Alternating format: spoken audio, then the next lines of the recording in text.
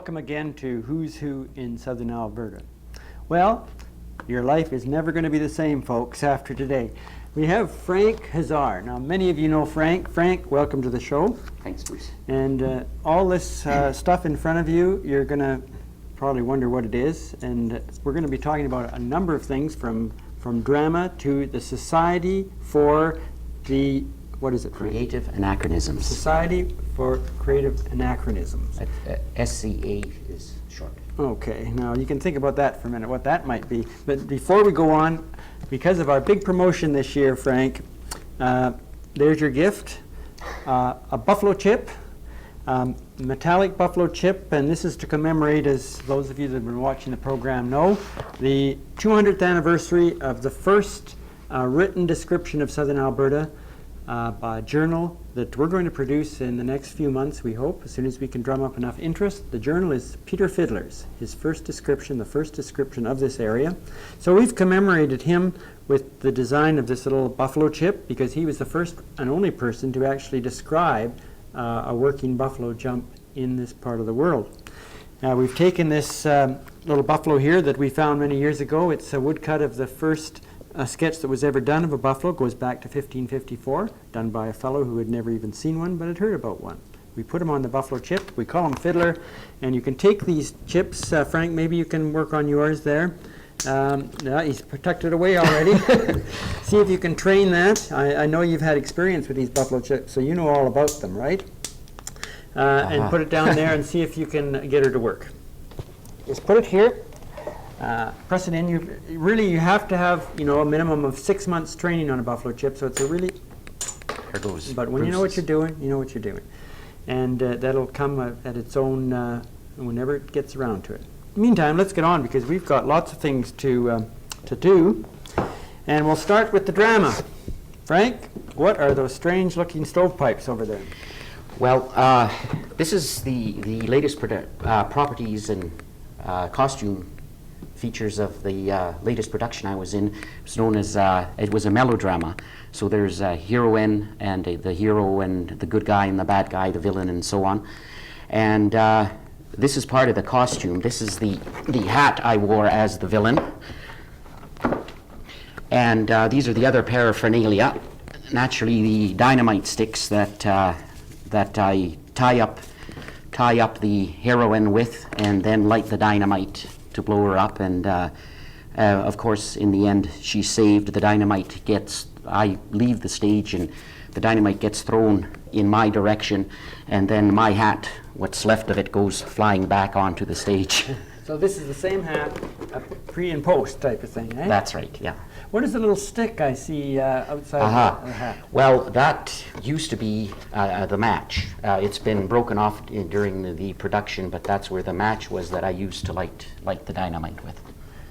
This is the old melodrama type thing. The old melodrama. It's like tying the woman to the railroad track type thing. Right, yes. Where did this one come from? Somebody read it locally, or? Yes, Ed Bailey did it. Wrote it originally in 1974, and it was first produced for the fairgrounds, the hobby section, that kind of thing, and it's been done off and on with it, and it's a very good play and quite comical and lots of alliteration in it, that kind of thing. So you've been in drama for many years. It's about 23. I started in 1967. Could you give us a little rundown how you got into it in the first place? Well, in high school, grade 10 and 11, I took a drama option, and I did a few plays there, and I found I liked acting. Then I didn't do anything for quite a while after I graduated in that, and I was teaching out at Coaldale. And then in about 67, the Coaldale Little Theatre was producing a play for a drama festival.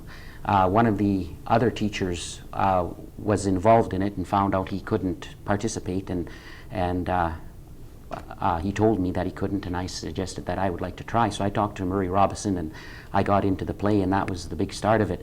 I'd been dying to try and get into musical theatre. I had seen a couple of the productions, and I just wasn't too sure or confident of myself. And then when I got into that play, then that was a spring production, and then in the fall I went out and auditioned for Showboat, and that was my first musical theatre production. And then I've been I've been in with the Playgoers and productions, and more Coaldale Little Theatre and Lethbridge Musical Theatre productions as well. So you worked with Murray Robinson then? Yes, I did. That was, not everybody gets a chance to work with Murray Robinson. It's a very good experience. I've done a number of plays with him, and he's quite a good director, and he does things a lot differently than other people have done. In that, even before production, he's got the set ready. It's all painted, and all the props are ready and stuff like that. Quite a few productions we've been in. They're still painting the set when it's almost time to produce on first night, that kind of a thing. How many different productions have you been in over the years? Have you ever counted them?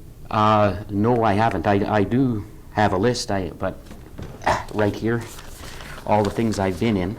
But I don't know. I haven't really counted. What would we say? Do you have a favorite? Well, yes, I think so. Favorites starting, I love to do comedy, I found out, and a thing that isn't being produced anymore, what used to be the Christmas pantomimes. This was an English tradition where the dame, as it is called, is played by a man, and then usually the hero is played by a woman, a young woman, like the prince is a young woman, and that kind of a thing. And I used to love to do those. I think most recently, well, maybe I should go at it this way. We'll start out here. This is one of the things I did. This was Playboy of the Western World, and I was Jimmy Farrell in this. It was one of the productions of the Coaldale Little Theatre. Where was that? Well, how many years ago would that be? Might be about 69, Yeah, it looks like a 1969. few years ago, Frank. Yeah. And anyway, we went through various other productions, and about 19, I was in productions till about 1981, and then for some reason, I just sort of quit and went into something else, and I went into archery and got pretty involved in that for about 5 years till about 1987, and then I had done lots of archery and camping and stuff like that, and I decided I would get back into plays. I went to the Playgoers, and they were doing a production of The Odd Couple, the female version. The female version. Female version, and I was a Spanish person. We were both brothers. Jesus Costazuelo was the name, yes. and we played a date of these two ladies in the production. There was the male version, and on television they had the male version. This was the female version, and there were poker players that met at this guy's apartment. In this case, the people were playing Trivial Pursuit. Oh. And it was the ladies, which we had. These were the members right here. This is where we've come on the date to meet these two ladies. This is Lee Prindle here. They played my brother Manolo, and this was myself here as Jesus. And this is where she's telling us all her troubles about her divorce and everything like that, and we've both been divorced and come over into this country, and we end up crying, and then the main character comes in, and wonders why, or hoping we'd all be having a good time, and here we are crying and that kind of thing. Have you been playing with the same other actors, actresses over the years? Or? Oh yes, you often find there's a few stalwarts that have kept in it, and others that come and they're in it for a couple of years, and then you don't see them anymore, and you always meet new people. Yeah, a good thing about the acting, or a thing that I also like about, is when you get into a production, there's the backstage crew, and everybody pulls together. It's sort of like a sport or a team thing, and for a number of weeks or months, you're all working together. And I think this is one of the things I like about acting, is working together there. Sorry. There's the thing about break a leg. Well, I don't know too much about that, but they say that you're not supposed to wish people good luck, because if you wish them good luck, then things go wrong, everything goes wrong. So what you say to them is wish them bad luck by saying break a leg. and then the production carries on and everything goes right. No missed lines and wonderful. sets don't fall over and things like that, I guess. Recently, the Sterndale Bennett Theatre was opened, and the playgoers had done a production, I think in about 1925, a play called The Whole Town's Talking. And I auditioned for this, and I got the lead in it, or one of the leads. And I think this is the most memorable, or one of the things, like the favorite that you talked about before. I've been in so many plays and things like that, and I never ever thought I'd be a leading man. In this case, I ended up a leading man, a lover, and a stuntman. Oh, wow. Which was, I thought I'd be only a character actor, like this Jesus Costas Will, and things like that. So here we ended up with that. Now, was this play dated? I guess what I'm saying is, what did you say? It was done in 1925? It was written in 1923, and it was done for that, and it was sort of dated. We talked about a car that went 50 miles an hour top speed, or something like that, and so on. In this play, I was sort of a boor, ill-mannered person here, and didn't know how to dress, pretty messy at the beginning, and then a change occurs, and that picture there is. Shows me proposing to the daughter of my partner, and that just shows my costume again, and the young daughter has just come back from college. I'm a partner of a man who owns a paint factory, and an accountant and that kind of thing. And this just shows the young lady that I get involved with, which was really nice to work with. Yes. And this is the change that takes place afterwards. I'm dressed up in a suit, and it shows some of the little loving things that we did, hugging and so on. And that's Ed Bailey with me, and he's the schemer, and he wants his daughter to fall in love with me, and so he changes me over, and we get quite mixed up in schemes and things that happen. This is all the fun of the play. Did you have pictures of original production at all? I think we did. I don't have them here, but I think there's a scrapbook that the playgoers have kept, and I think there might be news articles.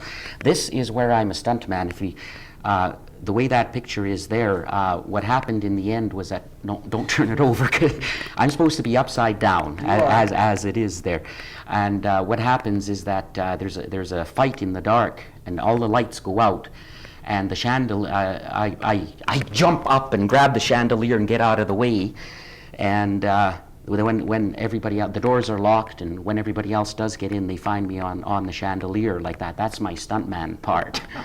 And there you can see I'm being helped down, and this shows my victory over here over the two people who were fighting. They actually supposedly knocked themselves out. And then when everybody comes in, I do my Tarzan thing there, as you can see. When was this on? This was in April this year. Did you were in supper theater, dinner theater as well. Was that at the same time? No, I think I had finished. It was finished before we did this.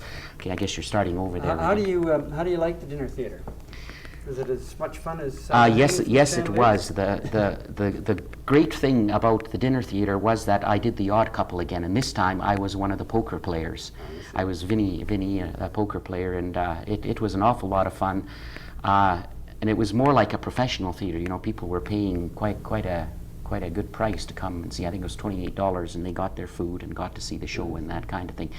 And it was it wasn't an amateur production, a volunteer thing, as other productions. You made big bucks from that. Well, I don't know the financing. I didn't get anything out of it, but other than the joy of making people happy, having them enjoy themselves. Now we could stay in drama for the whole rest of the program. I know that, Frank, but we got to get into this other stuff.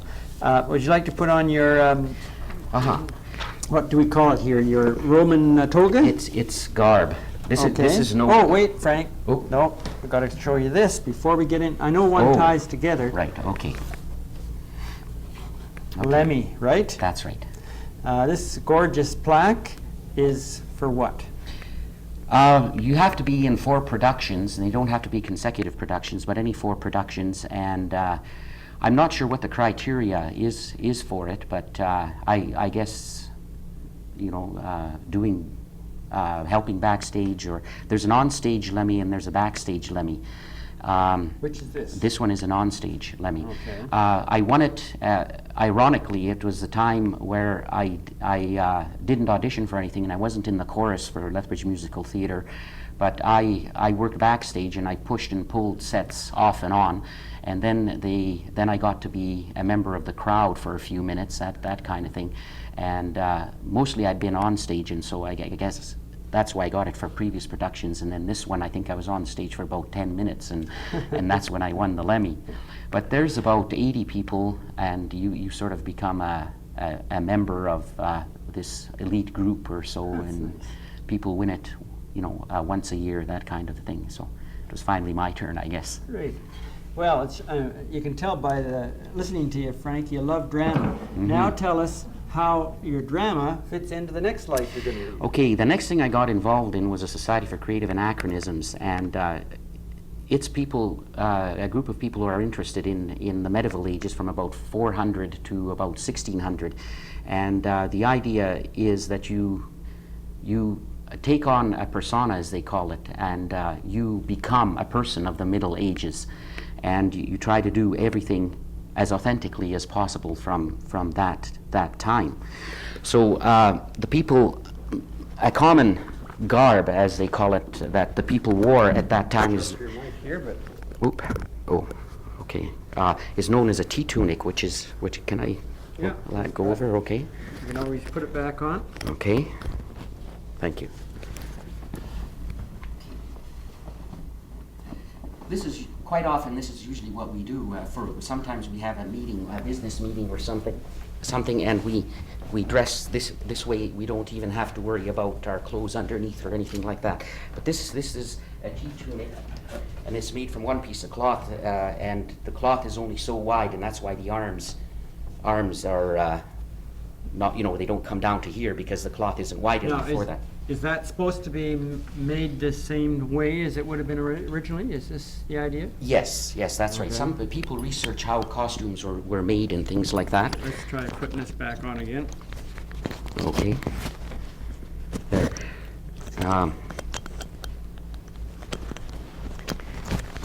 There. There are no pockets in these, so here we are. Put on weight there, Frank. I think it's the clothes underneath that's no pockets in these, so these are pouches that were made. I bought this in the States. I finally got to a crown tournament where guys bash each other around. I beg your pardon, they bash Each other with wooden swords, and they dress up. They protect themselves. There's a lot of safety things, but this is a sample here of the armor that they wear. He has his helmet here on his hand. This is one of the swords here. They're made of rattan and then wrapped with duct tape so that they don't splinter and that kind of thing. And they practice with each other. They have shields and they have their swords, and they get the combinations of how to fight with the sword and all kinds of things like that. And they go by honor that they know when they would be hit with a killing blow, and if one of the fighters does get hit and he figures that it would be a killing blow, then he pretends to die and falls down, and then the other person is the victor and is the winner.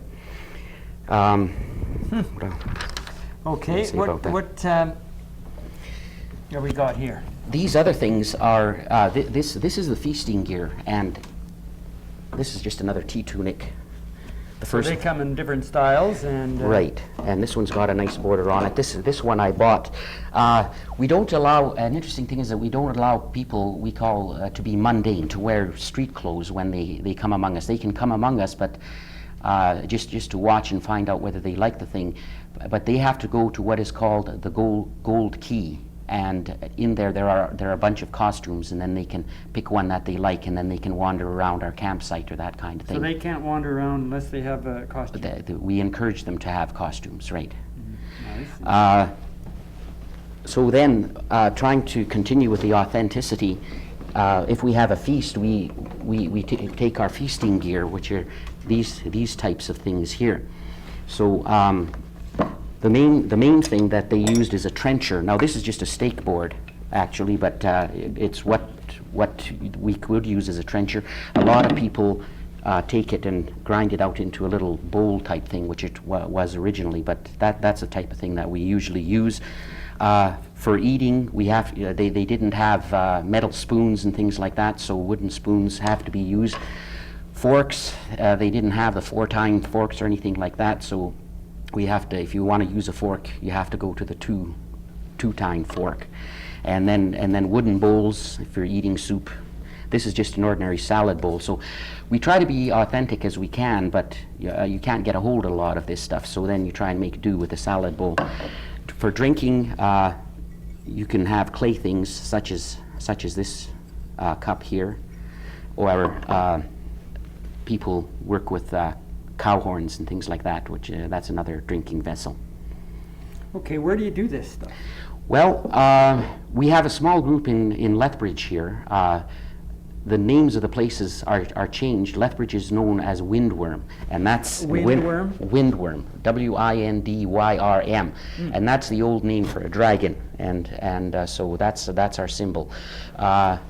Calgary, which has a bigger group, there must be about 70, maybe 100 people involved in Calgary, and it's known as Montagnard. Edmonton also has a group, and it's known as Borealis, and these are all shires.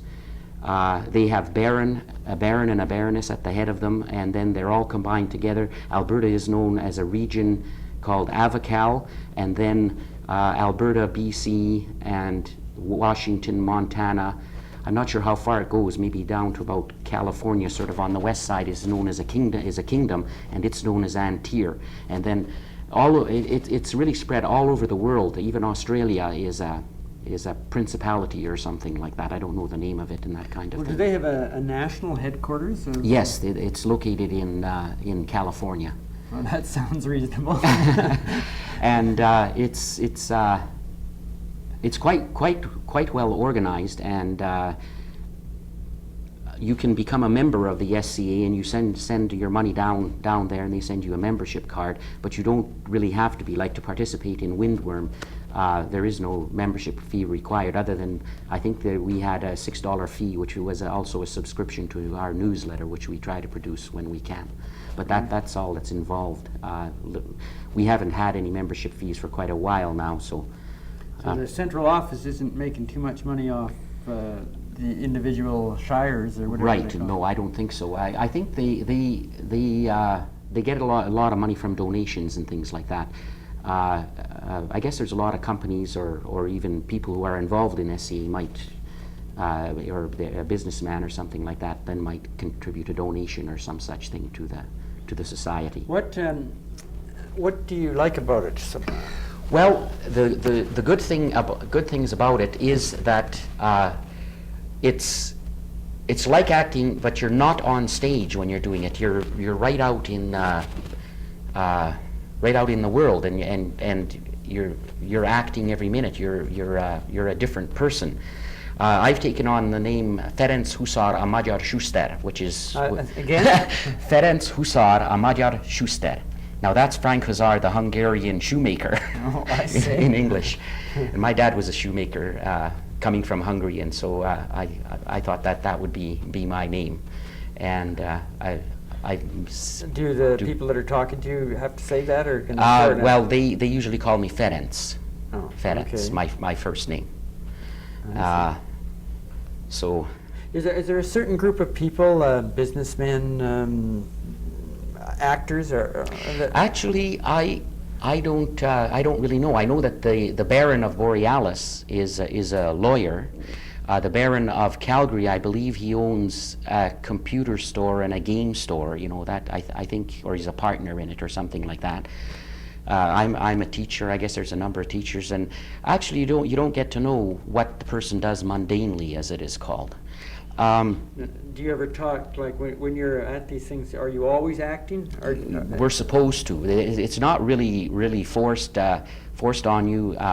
but we try to talk, say thee and thou, and you know that thing. And as you walk around, you meet people. Everybody, I guess it's supposed to be. It's called the current Middle Ages, or the Middle Ages as they should have been. Everybody is a lord or a lady. Nobody is a peasant, you know, this kind of thing.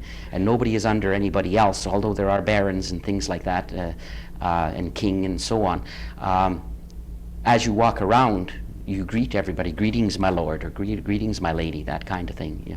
So you might go away for a whole weekend and do this. That's right. We just came back from this long weekend. We were in Clinton, BC, out by Cache Creek. I don't know if that's well known, but you go to Clinton and then you go back. This is in the mountains, and then you go back into a place, private property, and this is usually where we have it, because, as I say, we don't want mundane people around, that kind of thing. Mundane people. Yeah. How many were there? 100? 200? Yeah, 200, about 200, and we're all tenting and camping and that kind of thing. And the minute you arrive till the minute you leave, you're you're different into person. your character. That's right. Now, do they ever get into the grog? I mean... Oh yes, there are times where they say the site is dry, you know, and there's no drinking. Other places, liquor is allowed, and they even set up a tavern where they sell. But this has to be a 400 AD type tavern, doesn't it? You're not allowed to drink... Well, they do. Well, we do use the alcohol is regular modern stuff, and some people do make mead. Oh, I see. You know, and there's brewing and things like that. The camping is the thing I like. The being in character is another thing I like about the SCA. The acting. There's archery as well. There's the fighting. I'm too old to get into fighting. But I can watch the fighters. Why are you too old?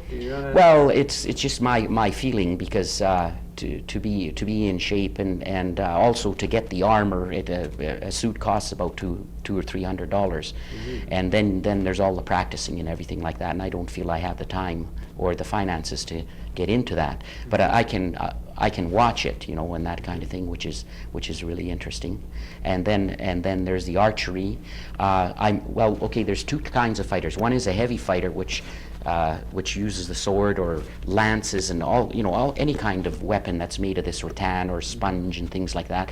And then there's what's known as a light fighter, and you just have to be well padded, and you use a bow that is under 30 pounds. The heavy fighters everybody has to put a screen over their helmets or over their bars or their visors, so that an arrow won't go through. The arrows are made of wood, and they've got blunts on them, and they have to be a certain size so that they don't pass through the grills or things like that. So I could be a light fighter, which I think I will eventually do. And you know, there are rules that you have to be dressed properly, so that if an arrow hits you accidentally or from the other people, it doesn't hurt you. Does the organization carry lots of insurance, or? I have no idea. I guess they're going to find that out, eh? A lot of people have gotten bruised, but there's armor inspection, and if any piece of armor comes off or anything, there's marshals who are watching, and they don't say stop, they holler hold, you know, and that's everybody stops dead. The fighters stop dead. You know, a piece of armor may fall off, or a buckle might thing, and there's an awful lot of rules, and they really check up on their rules and really protect themselves. So. Well, Frank, it's been most interesting. I guess we've run out of time, but this is Frank Huszar. You may not recognize him. Actor and member of the Society for Creative Anachronism. You may want to join it. Who knows? See you all next week, and thanks for coming.